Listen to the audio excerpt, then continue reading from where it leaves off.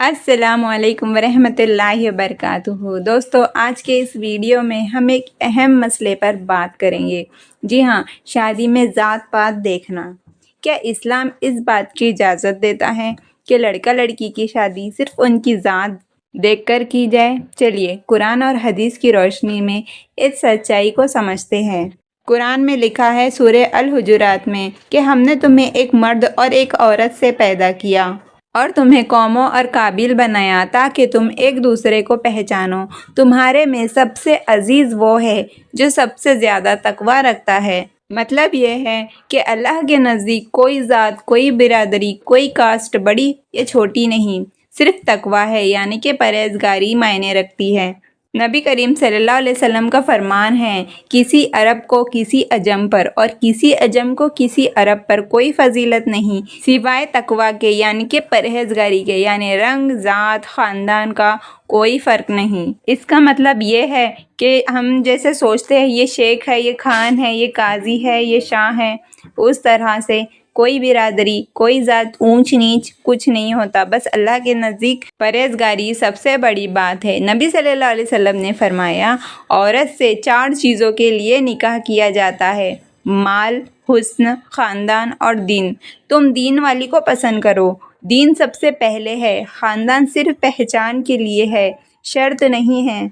आजकल भी लोग कास्ट, बिरादरी, सेम कम्युनिटी देखकर शादी करते हैं। इससे शादी में देरी और हराम रिश्ते का ख़तरा बढ़ जाता है। कोई अच्छे रिश्तों को सिर्फ ज़ात के चक्कर में रिजेक्ट कर दिया जाता है।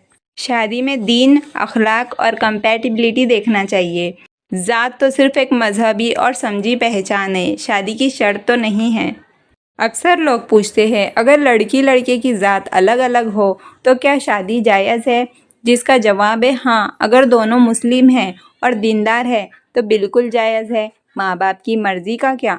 इस्लाम में माँ बाप की इज़्ज़त ज़रूरी है, लेकिन अगर वो शरीयत के ख़िलाफ़ कोई शर्त रखे तो बच्चों को समझदारी से उन्हें दलील देना चाहिए। दूसरा सवाल ये उठता है, क्या बिरादरी पूरी तरह से ख़त्म कर देनी चाहिए?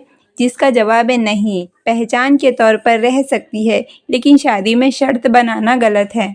अभी आप ये सोच रहे होगे कि ज़ात पात ज़रूरी नहीं है, तो इसका मतलब ये नहीं कि गैर मुस्लिम समाज में बहुत सारी ज़ातें होती है, बहुत सारी कास्ट होती है, तो हमारा मतलब वही है। अगर हम सच में अल्लाह के बंदे हैं तो हमें अपने दिल से ज़ात पात की नफ़रत निकालनी होगी। हमें अपने बच्चों को समझाना होगा कि शादी के लिए सबसे ज़रूरी चीज़ है दीन, इखलाक, समझदारी, मोहब्बत। इस्लाम हमें मशवरा देता है कि शादी में आसानियाँ पैदा करो, बेवजह की शर्तें मत लगाओ।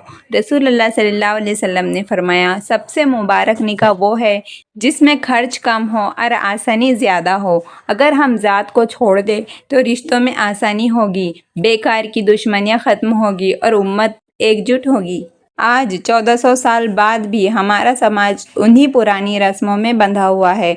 भारत, पाकिस्तान, बांग्लादेश में मुसलमान भी हिंदू समाज की तरह जमात, बिरादरी, शेख, सैयद, पठान, अंसारी, कुरैशी जैसे नामों को लेकर रिश्ते तय करते हैं। कई बार ऐसा होता है कि लड़का लड़की दोनों नेक, पढ़े लिखे, एक दूसरे को पसंद करते हैं, मगर घर वाले ज़ात की वजह से रिश्ता तोड़ देते हैं। इससे न सिर्फ बच्चों का दिल टूटता है, बल्कि कई गुनाहों का दरवाज़ा खुल जाता है, जैसे कि हराम रिश्ते, गलत कदम और देर से निकाह वगैरह।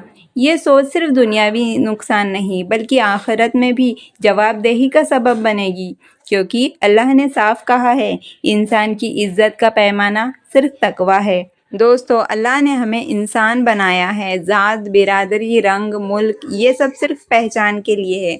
अल्लाह के नज़दीक इंसान की कीमत सिर्फ उसके तकवा और नेक अमल पर है।